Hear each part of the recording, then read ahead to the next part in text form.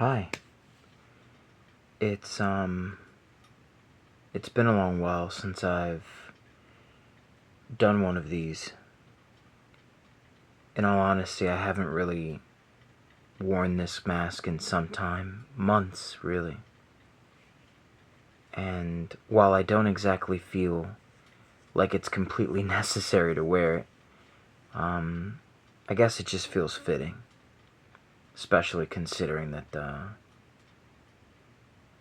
this is kind of just where I am right now. It is almost, if not exactly, 3 o'clock in the morning right now. On a Tuesday morning at that. And I can't sleep. Since the last time I posted anything here, I have been going to therapy, where I was screened for a number of mental health conditions, and I have been officially diagnosed with OCD, complex elevated PTSD, and general anxiety disorder, as well as the obvious depression, medical depression, clinical depression, to be more precise. Though the mania, the manic episodes have lessened to a point where I can control them, they still occur. And lately I felt myself sort of teetering on the verge of that. My day-to-day life is extremely monotonous. It's immensely cyclical. Every day just bleeds into the same day. Every day is the same day with very little to break up the monotony. I have since reconnected with old friends. I've touched in to a hobby that I disconnected from a long time ago. So I have been making some improvements. But the greatest one of all I have not made. There has been no advancement or closure on the relationship that I had with someone very important to me. In reality, I would like to say that things have the potential of getting better, but I don't know for certain. I really don't. In earnest, the therapy has helped with understanding things, at least, and coming to understand the core, the roots of all of my complications has helped me dismantle many of the extremely complicated self-sabotaging defense mechanisms that have been a part of me my whole life. In particular, the tandem tactics of my PTSD and the OCD, which very much feed off of one another. I can't exactly recall any of the things that I've said in the videos that I've posted, and if anyone's seen any of them, you can imagine that if you were the one making them, you wouldn't exactly go back to watch either. At least not while all of this is still present. It's been 8 months, I believe. 8 months and almost 20 days, 18 days, since I separated from the love of my life. And there's so many feelings that I have on the matter, but I don't know what to do with them.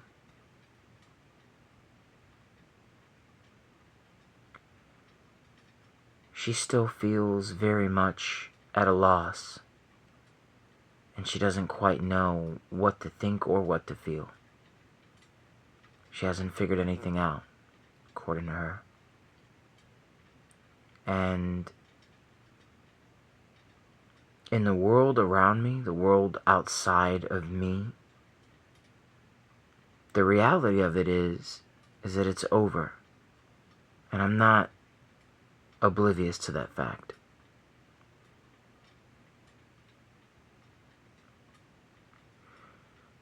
But since it's been over, I've had a lot of time to really analyze the nature of my relationship with this person. To really understand what I had with them. And the more I look at it, the more I realize how contradictory the person I was behaved juxtaposed to how I felt. This was someone who brought comfort to the silences that plague me now. This was someone who never really lost their curiosity for the world around them in interesting ways. Curiosity itself can be a bit tedious, especially when the matters of said curiosity are either morbid or unpleasant in any way. Because in earnest, I'm very fatigued from that. I'm tired about talking about politics, other hardships, economic things, a lot of the more common adult conversations that you have with one person to the next. Aside from the more mundane things like hobbies and work and other equally cyclical nonsense, this was someone who genuinely brought me peace, and I destroyed all of that. And when I really take a step back to look at what we were as a member of modern society, I can see all of the perceived flaws and concerns. Two people from different walks of life, from different points of time. Two people with very clear signs of trauma and some measurement of dysfunction. Just trying to exist normally. Almost disregarding these conditions, these problems. And it was never really healthy. I can imagine that if I tried to get help, real help, beforehand, it would have been one thing. But that's not what happened. What happened was that the help that I did receive fell short. Unfortunately, many people who have any form of diagnosable OCD find trouble in talk therapy. But of course, with the litany of other complications I have, understanding them really did help me get a grip on identifying my problems and assessing them. Practicing mindfulness, allowing myself to be comfortable despite my immense discomfort has been helpful. But retroactively, my life, as it were, is just really unpleasant. Now that I look back and understand the nature of what I had, I can fully appreciate why it mattered so much.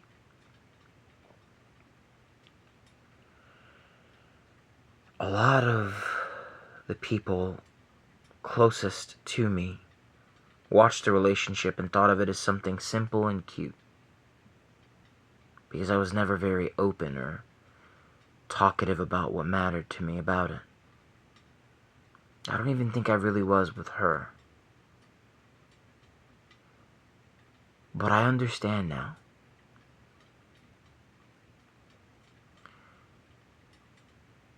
I have an anxious attachment style.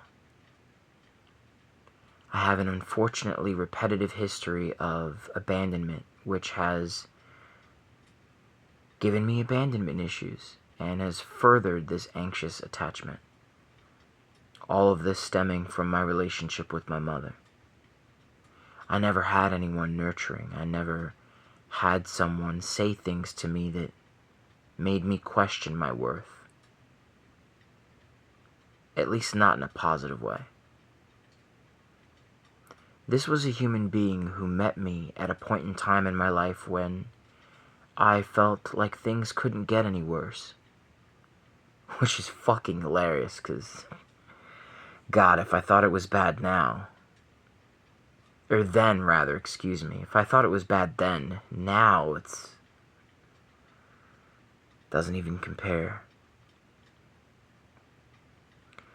I live in a house with people who I communicate very clearly with the nature of my problems. There are no more barriers between them and the truth. My complications are known to them. My cycles are known to them. My struggles and my wants, my needs are known to them. And yet, I find myself sitting here in this little citadel of shit that I've collected over the course of however many years, surrounding myself with things to remind me of a place that was comforting to me, a room I haven't set foot in years, a room that doesn't exist anymore, a room I wish I could have shared with her. She would have appreciated it. And I can only imagine how many conversations we would have had over the course of so many days spent together.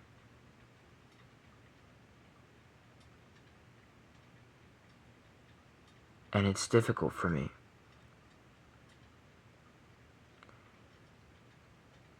One of the most challenging aspects of accepting that I have OCD is differentiating obsession from genuine emotive. And my therapist tells me that there isn't always a clear, distinctive line.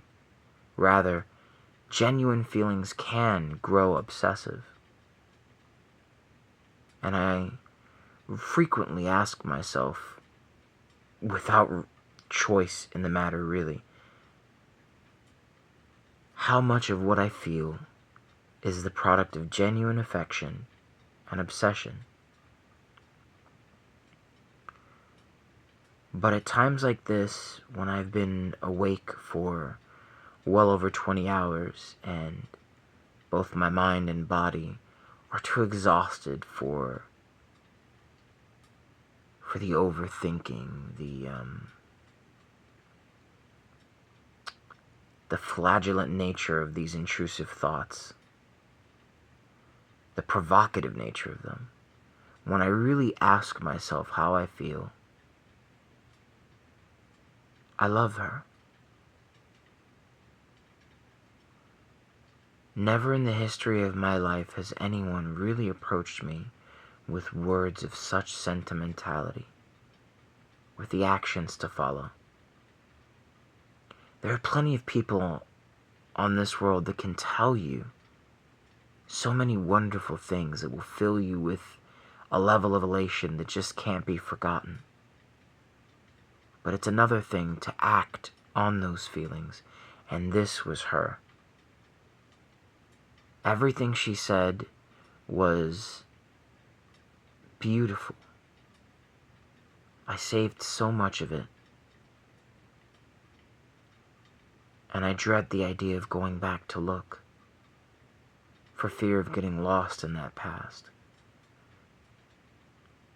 The way that my mind operates, constantly trying to augment patterns of history or possibility to try to find the perfect sequence, the perfect path forward, is never spared on my tired mind at all. On the contrary, it's all my mind seems to really be good at.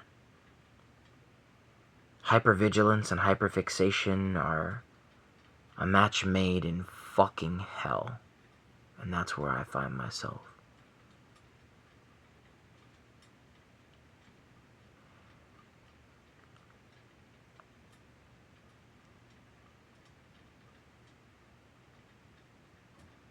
I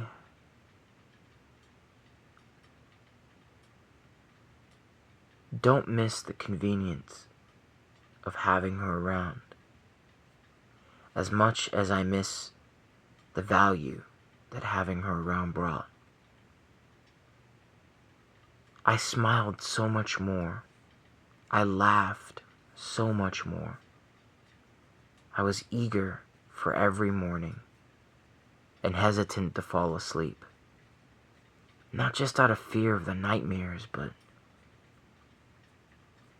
a genuine fear of missing out on any moment that I could spend with her. And that manifested in some very unhealthy ways. Ways that I wish I could have rectified sooner.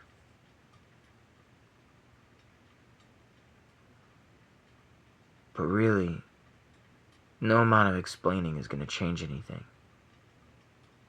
And I think that's what hurts me the most.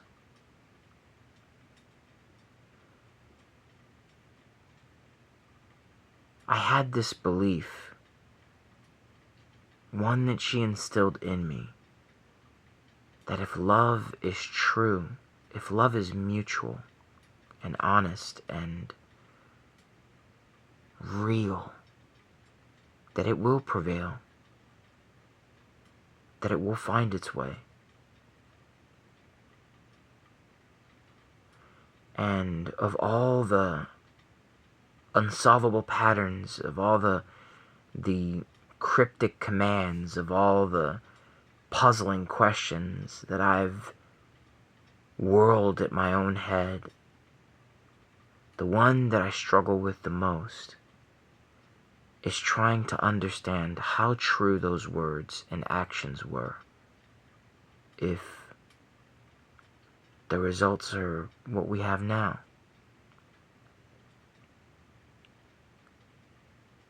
In honesty, when I wanted to get help, it was because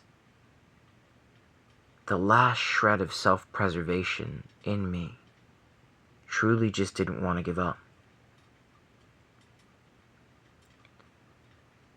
I can't tell you how many times I've almost taken my life in the last week, much less the last year. Not cries for attention, rather, but honest attempts, to the point of trying to condition myself, condition the fear of letting go out of my body.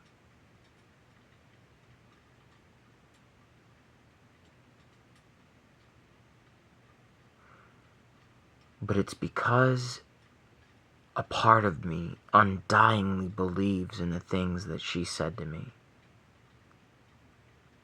that I believe that self-preservation exists.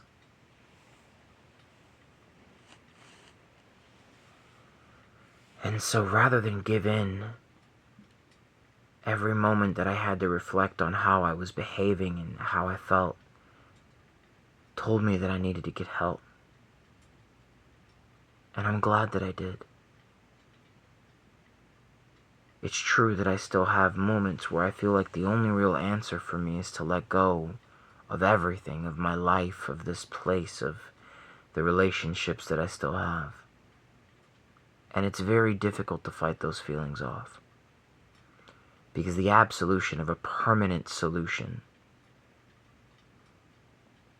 it's really fucking hard to fight when you're dealing with these kinds of things. I don't find myself fitting in with the world around me. I still very much believe in the value of love, despite the fact that I also simultaneously believe that what love is now, what love has been redesigned into and peddled off, sold, it's not the same. But the love that I had for her was very genuine and very much what I want for myself. And I understand that there is a chance that in learning to better myself and improve myself, that this new version of who I am could stand to meet someone better. But possibility doesn't change what I feel. In my heart, the person who deserves the best version of me is her. Because I also believe that no one else wants me. The people in my life ignore me. There's always a reason, an explanation, an excuse for why my happiness is not important. And don't get me wrong,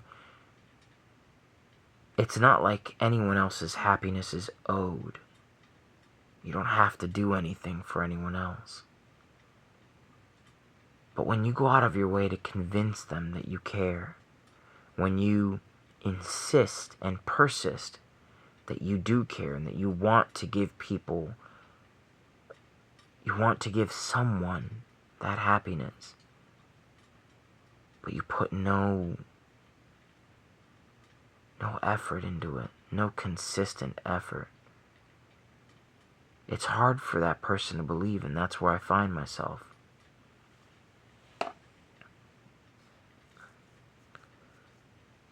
I know that I'm a needy person.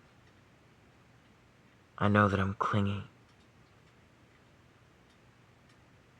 My attachments are unhealthy because of where they stem from. There's just this part of me that wishes that fixing them would make something go right. Because in the interim, I find myself hoping for nothing. In the in-betweens, I feel like all this work I'm doing will only ever be for me. And no matter how much improving I do, I know what I want from my life. The pursuit of happiness is different for everyone. It's usually some combination or some isolated element, something akin to love, health, happiness, wealth. And if it's not that and it's more honest, it's popularity, fame, attention, women, tangible things. But I recognize myself as a very temporary experience in the universe. In my heart, all of us are blips of time distributed by the universe at will, and we will return to it. Just like the Bible says in a way, from dust we came, from dust we shall return. I believe that. And what greater thing can you do with your time than to love someone? What more beautiful experience can something as omniscient but hypothetical as the universe, the will of the world, and all that is outside of us, what more could it want to experience than love? Whatever we came from, whatever our genesis is, whatever nature incited our existence, wouldn't be interested in a Lamborghini or $1 billion, their face on a poster. No. If it could take anything from being a person, from experiencing the nature of being human, it would want to feel the greatest thing that we can feel, which is love. Real love can't be bought. It can't be emulated, simulated, imitated. It can't be manufactured. It can't be sold. It has to be experienced. It has to be earned. It has to be found, discovered, cherished, nurtured, tried, tested. Real love is something that no other goal can give you. It can't give you the same validation, the strength, the will, the fuel, the zeal. It can't give you any of that. There's nothing that can give you that outside of love. I mean, fuck, there's drugs, but how well does that work out for people? You've seen the movies, you've read the articles. Drugs only get you so far. A love of drugs will kill you almost as fast as love can. Or even worse, kill you just as slow. All of that euphoria is very temporary. And I suppose in my case that's true of love too. I just don't know what to do with myself. All of the mechanisms of who I was before now are just fried. Every attempt I make to socialize with people for the sake of validation or comfort and companionship is negated. And every laugh I hear, every laugh that I inspire, I'm listening for hers. Not even intentionally. I wish it was. I wish that I could just say all of this was on purpose and that I'm doing it to myself. Intentionally, but I'm not. All of these things are unfortunately as instinctive in me as the need for air. As strong as a stomach can churn in hunger, I have a hunger of the pine. And it breaks my heart because I always tell people that they just don't understand her. But who among them all understands her less than me?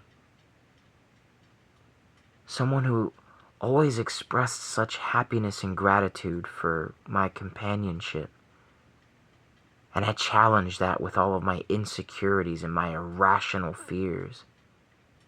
These things that I trusted to keep me safe. That maybe did once upon a time, but why in the fuck would I ever need safety from love? And to recognize now with certainty how fucking foolish and dysfunctional I've lived my entire life, that I would become so hypervigilant and afraid that I was oblivious to all the damage I was doing to genuine fucking love. And Amongst all these fears in the midst of my progress in becoming someone better, I fear most this idea that these problems are just never going to go away. My ability to control them may improve as it has over time, but the penalties of dealing with them, the idea of meeting someone and knowing in my heart that what I'm looking for is just not there, the idea of deceiving someone else by trying to deceive myself, it just doesn't feel right. And so now all the people that I meet who show interest, I just can't bluff my way through it. I can't smile my way past it.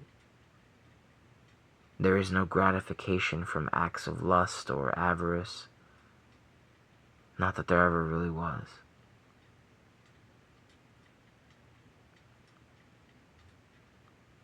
But I've tried, to no avail. I've challenged the compulsions, the obsessive tendencies, and at the end of it all, I just want to hear her voice. I want to make her laugh.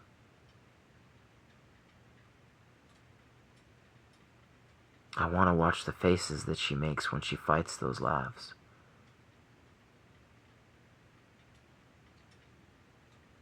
It was always a treat to hear her snort. To hear her snort from laughter. Because it felt like a victory. It felt like the Powerball. It felt like buying a brand new car. It felt like getting your dream house. It felt like getting a promotion. It felt like success.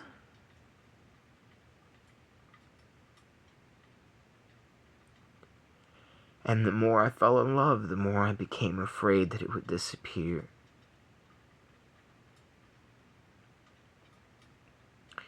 And so I pushed it until it did.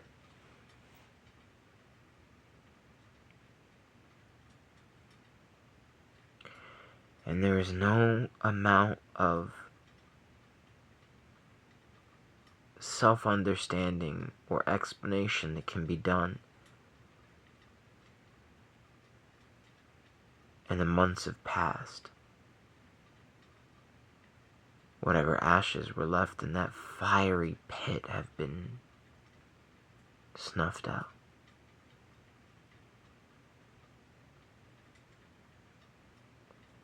And I just wish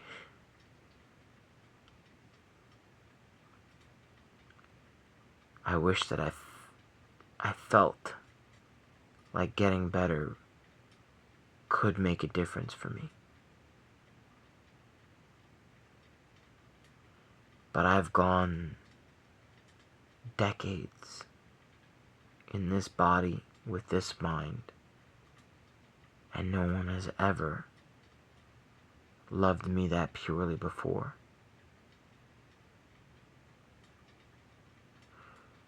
And now that I understand my dysfunction, I fear no one ever will.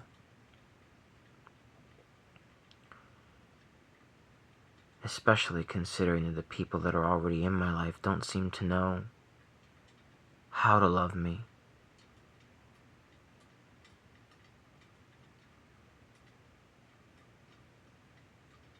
But I hope for a better outcome.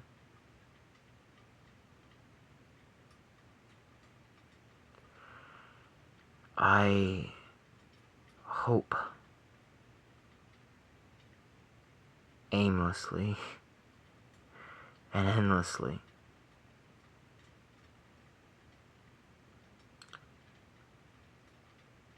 And despite my hatred for hubris, I hope one day, someday,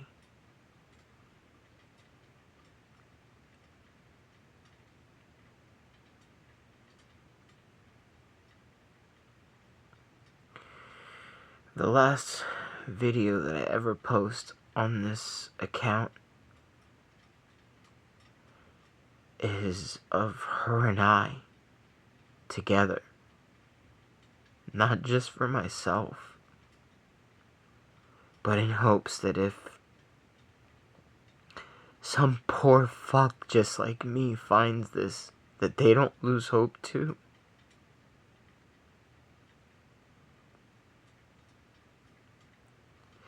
Because I've had drugs, and I've bought things, and I've had liberty and freedom, and I've chased this and that, and nothing helps. Because when love is real, there is no equal, there is no substitute.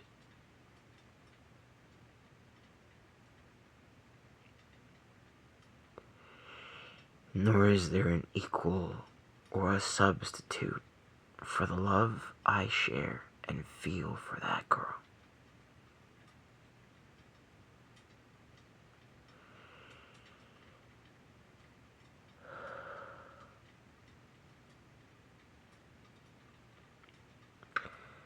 But in the meantime, I guess there's always the big red button. So until then,